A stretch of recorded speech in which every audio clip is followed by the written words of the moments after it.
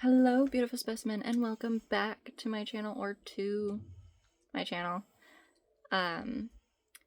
Today I went out with this look, which you guys are welcome to recreate. It's fairly simple, but we're going to be doing this look. I did not feel like taking off my makeup just to put it right back on, the same with slight differences. So we're doing this the fun way, I guess. And I'm here with Ray, who is also getting over a cold, so if he sounds weird, that is why. But without further ado, let's get into it. Am I the a-hole for calling my sister a sinful disgrace in front of our entire family and revealing her secret? Okay. That's excessive. Throw away account because I don't want this connected to my main. I don't blame you. I, 20F, recently found out that I'm pregnant. My boyfriend, 27M, and I have been together for 2 years. The pregnancy wasn't planned at all. But we were also not taking the steps to prevent it. With that said, we were happy and ready to start this next chapter together. We announced my pregnancy to my family at a small dinner last weekend. This is where my sister, 29F, comes in, who is extremely religious. She's the kind of person who's at church every Sunday, pretty much only reads the Bible and makes TikToks about passages. She constantly preaches about living a pure life and following God, and sometimes will force it into conversation. The worst type of Christians. When I shared the news, most of my family was supportive and really happy for my boyfriend and I. Everyone except her. She immediately went cold and launched into this huge preachy lecture about how disappointed she was in me. She went on about how she expected better men, how I was living in sin, and how God would judge. Pretty much she was making me feel horrible for not being married while being pregnant. I tried to keep my cool, but she wouldn't stop. She kept ranting on and on. She clearly could tell it was bothering me. Eventually I had enough and I snapped. I figured this was the perfect time to get payback for her shaming me. I went on about how it was hypocritical to call me sinful when she was the one who was fake sinful disgrace. She too had a baby out of wedlock, and unlike me, instead of keeping it, she aborted it to make sure nobody else knew. The whole room went completely silent. My sister got upset and excused herself from the table and left the house. Mom immediately started yelling at me for bringing up the past and ruining what should have been a happy evening. Honestly, don't feel bad though. My sister has been putting on this holier than thou act for years, preaching more morality while hiding something she's too ashamed to admit. I never blamed out her secret, but she pushed me with her hypocrisy, and I lost it. Am I the a-hole? No, but damn. I mean, I would have done the same thing. I can't say I she's wouldn't. saying she's sinful because she had a baby or is pregnant before they got married. A baby out of wedlock. But her sister had the same thing and then aborted said baby. Which is and technically worse for Christianity. Don't ask me. Well, I'm Christian, but non-denominational, so I guess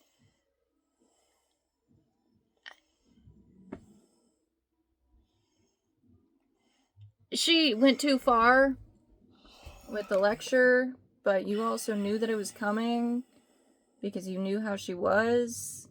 And she should have not thrown stones at a glass house. No, but to be completely honest, I'd say everyone sucks. Am I the a-hole for refusing to let my nephew spend time with my kids anymore? I, 36F, have 2 kids, a 6-year-old autistic son and a 3-year-old daughter. I'm divorced, on good terms with my ex, and we spend most weekends doing fun activities. My mother, 62F, lives with us and has been a huge help with kids. Last year, I helped my brother, 38M, and his wife and their 9-year-old son immigrant. Oh no. Because of their alternating work shifts. Their son would end up alone for a couple hours on weekends. As such, I've included him in our weekends outing to help out. Over time, I've noticed my nephew constantly makes passive-aggressive or hurtful remarks to my kids, especially my son. For example, he once said about my son, sometimes he can be smart, like implying that he is stupid the rest of the time. My son rides horses, plays piano, swims, and my nephew doesn't do any of that. Another time, I walked into the room and overheard my nephew say to his dad, "I can't stand him anymore," referring to my son. They didn't realize I was there. The breaking point came recently when my daughter was just talking, and he covered his ears and said, "I can't listen to her voice anymore." And then in that range, in the range 0 to 10, her humor is the -5. She was talking and wasn't disturbing or making jokes. I've addressed this with my mom many times. She always dismisses it, saying my kids don't understand that my nephew doesn't mean it, or that I'm expecting too much from a 9-year-old. She refuses to hold him accountable, and his parents also brush it off. Meanwhile, my nephew has been enjoying all the benefits of spending time with us. Fun outings to restaurants, museums, amusement parks, thoughtful gifts, none of which he gets from his parents. I know he cares about what he'd lose if he's no longer invited.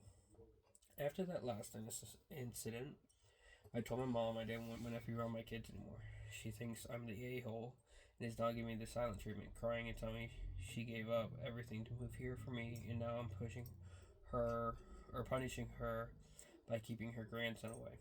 She says she won't be able to see him without my help. I told her I can drive her to visit him, but I'm done exposing my kids to that kind of behavior. Am I the a-hole for going low contact with my nephew and not allowing him around my children anymore? No. That's... I'll say the kid's spoiled and is not getting adequate punishment. Like, you're not OP, but they're raising that kid to be a bully. Because those comments are not okay, but those comments also probably he's heard from his parents for different things, too. You've heard how my family jokes with me. Yeah. If it makes people uncomfortable, it makes people uncomfortable. It's hard to tell with kids. I'm saying if it makes them uncomfortable. Like, my cousin, he's autistic, right? Mm-hmm. You met him. John. Mm. And we jokingly say, he can be smart sometimes. Mm-hmm. That's not implying that they're dumb the other time. It's just saying, oh, he can be smart sometimes. Because sometimes, like, I don't use all my brain. For instance, right there, that sentence. Well, it depends on the family dynamic. Obviously, if there is uncomfortability there, which is what is being said, then that's not the family dynamic. But is you bringing it up to their parents? Because I don't remember seeing it in the story saying that she brought it up with their parents. Like their brother and sister-in-law. I mean, the kid literally said that they were... Oh, Jesus, I just got a lot of green on my lashes. Yes, you did.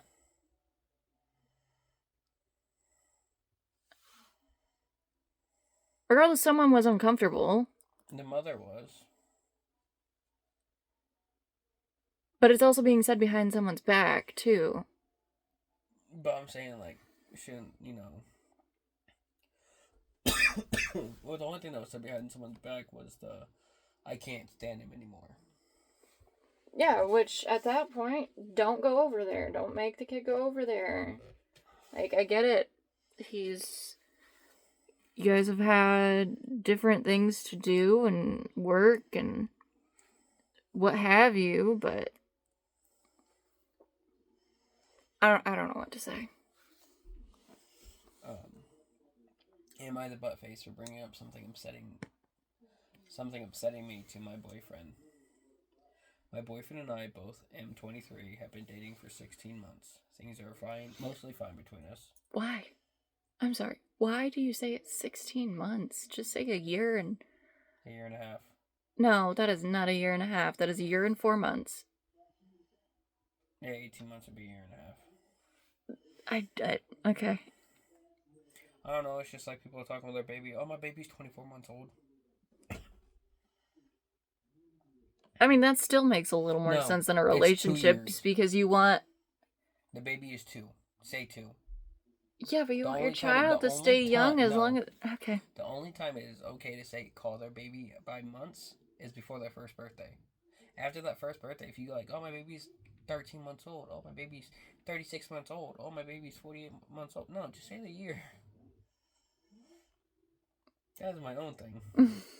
Things are mostly fine between us, especially when things are going well, but in times of conflict, I am constantly giving 100% of the blame over our relationship. My boyfriend has pointed out hurtful behaviors of mine that I have worked to change. Some examples include I used to cuss at myself when I made mistakes, and it was affecting my boyfriend to see me say negative things about myself, so I have stopped doing that completely. I also got better at. Yes, V. I also got better at giving my boyfriend physical affection without needing him to ask. That was important important to him, so I've tried to be better with it. Something frustrating I am finding is my boyfriend will not change his ways for me. It hurts. It hurt me that he would. It hurt me that he would never ask me to do anything with him, but he always asked his friends. So I told him it would mean a lot if he initiated some dates for us. His response was effectively, "I can try, but that might not be the person I am. Sorry if you can't handle that." A few months later, it has not changed, and I am sad that my boyfriend, who I love lots, is never wanting to do stuff as a couple. I brought it up to him again, and he said, "You are always causing issues between us. I don't like when you bring up talks like this." He made it seem like I was being a toxic person for communicating a need that is not being met for me in the relationship.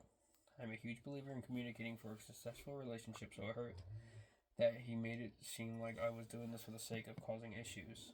I also don't feel I am asking much of him to initiate sometimes between us, so I'm not always the one having to invite him to stuff. It feels like a lose-lose with him sometimes, because I either have to accept my need won't be met, or bring it up to him and feel guilty the whole night for killing his vibe. Am I the butt face? That's a toxic relationship if he's expecting you to change but not actively trying to change himself. Get out. That's pretty much exactly what the second comment says. Read it. Oh, okay. Well, the first comment, very first one. Time to change to a new boyfriend. Yeah. Yep. The second comment was not the butt face. So he expects you to change for, but he won't change for you because that's just how he is. Since he obviously could not care less about your needs, why are you even with him? Yeah. Obviously, because, like, it's a two-way street. Yeah.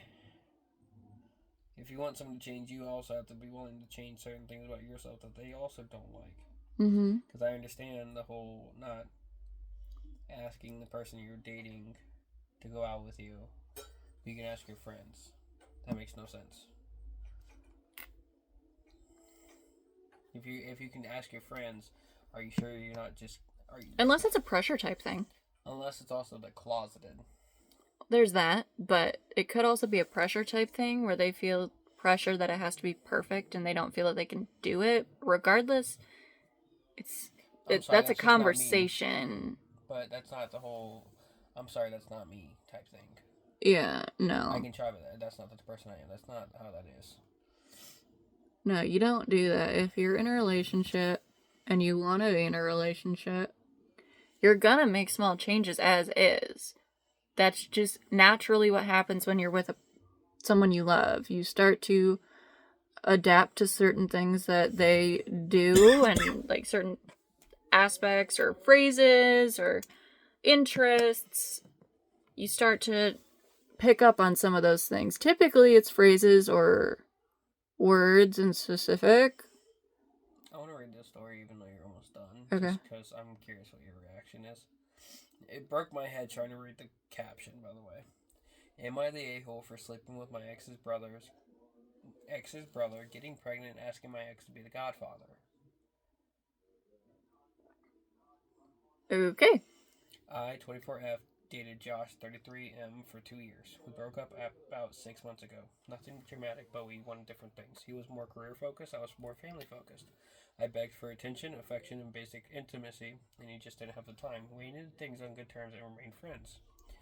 His younger brother, Liam, 27M, was the only one who checked in on me. He helped move my stuff into my own flat, got me out and about to take my mind off things, etc. One night, after talking for hours, I broke down. One thing led to another. It wasn't planned at all. It wasn't revenge. To cut to a long story short, I'm preggers. It's obviously Liam's, and he's freaking the F out. I'm trying to hold it together, and I've decided to keep the baby. Last week, Liam and his mom came round and said that he'd like the baby to be baptized. I said that I'd like Josh to be the godfather, as he was my best friend for over 2 years. He's still important to me, and I can't think of anyone that I'd rather choose to be our baby's godfather. Liam went absolutely bonkers, saying that it's manipulative, sick, and humiliating. His mom said it was a lovely idea. Liam and Josh's extended family are calling me a homewrecker, which doesn't make sense as I didn't begin my new relationship until over a month after my last one ended. I'm 3 months pregnant. Am I the a-hole if I ask my ex to be my baby's godfather? I think I'll bring the family together after a rocky few months, but there have been so many mixed and strong butt opinions. Any kind advice is welcome. Please keep in mind that I'm pregnant and emotionally vulnerable. Thanks, guys. If you're pregnant and emotionally vulnerable, don't post on Reddit. No, Reddit's the worst place to go. Very much so, but like, that's a situation. How I personally see it, no. Because they ended on good terms. The guy was more career orientated, so he's more focused on work, pushing up in jobs. So he didn't have time for kids, families, anything, relationships. The other one was family orientated, where they wanted kids and a life. Yeah, but brothers is the hardest part about that. Like, that's like if you and Parker got pregnant, right? And he asked your sister. He was never with my sister, though. Okay, if you guys broke up and you like, no, because if you guys broke up, that would not be a good terms one, probably. Because I don't see y'all breaking up unless it's on good terms. You mean bad terms? Bad terms, yeah. English. Yeah,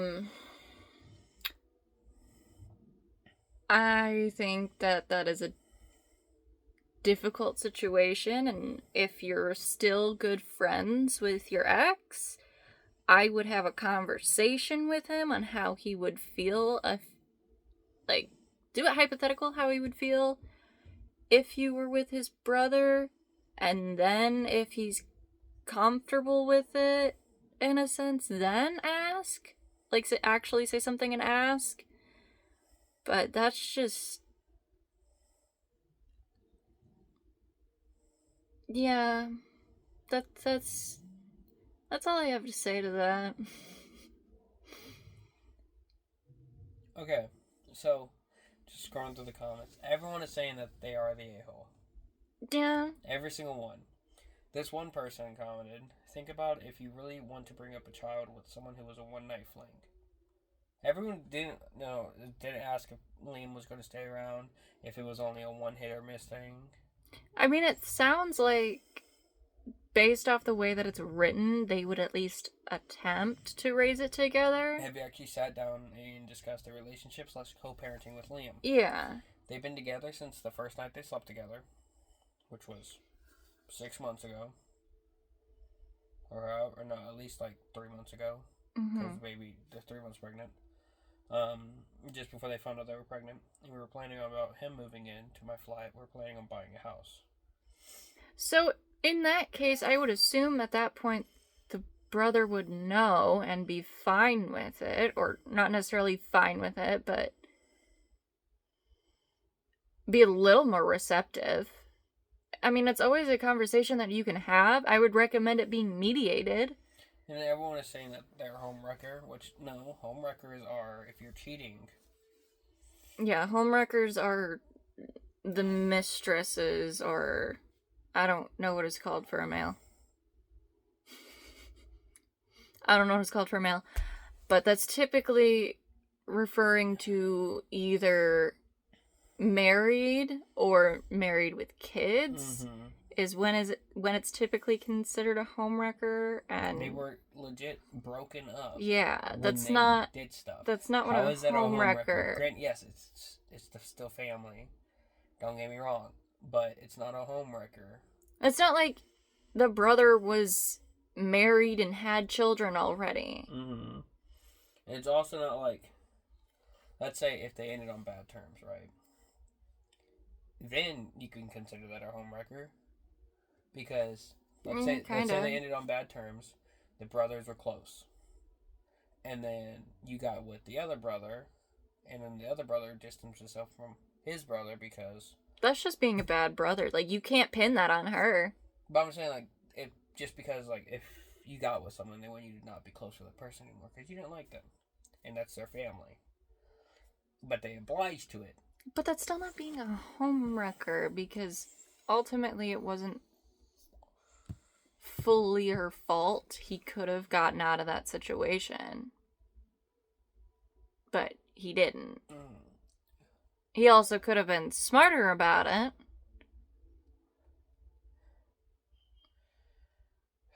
Yeah. We'll leave that there. Here's the finished look. We're pretty simple, kind of abstract roses. And a simple red lip. Let me know what you guys think down in the comments below. And I will see you guys next time. Bye!